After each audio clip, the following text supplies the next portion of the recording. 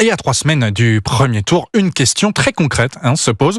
Comment faire pour voter les 30 juin et 7 juillet prochains si l'on a déjà prévu de partir en vacances ? Pour les procurations, il va falloir faire très vite et pour certains, cela s'annonce déjà comme un véritable casse-tête, Margot Faudéré. Pourquoi maintenant, juste avant les Jeux Olympiques, au moment des vacances pour certains ? Au lendemain de la dissolution de l'Assemblée nationale, Hugo et ses collègues parlent tous de ça, les élections législatives anticipées et surtout, comment s'organiser pour aller voter le 7 juillet prochain. Il y a des collègues qui ont des enfants, qui ont déjà prévu des vacances depuis longue date et qui ne pourront pas pour l'instant voter. Pour l'instant, ils n'ont absolument pas envisagé d'annuler leurs vacances. Julia non plus ne veut pas changer ses plans. Début juillet, elle sera en Italie avec son mari, alors elle va donner procuration à ses enfants majeurs. J'ai bien de regarder justement, il y a un formulaire qu'il faut remplir et après il faut aller à la police. Officiellement, il n'y a pas de date limite pour faire une procuration. Elle peut être confiée à n'importe quel électeur, sous réserve qu'il n'ait pas déjà été mandaté par quelqu'un d'autre. Alors mieux vaut s'y prendre à l'avance. Mélodie a été contactée par une amie dès hier matin. J'ai une amie qui part en vacances le 6 juillet, qui va donc me donner une procuration afin que je puisse aller voter à sa place le 7 juillet. Précision utile, depuis 2022, la personne à qui vous donnez procuration n'a plus besoin d'être inscrite sur les listes de la même commune que vous.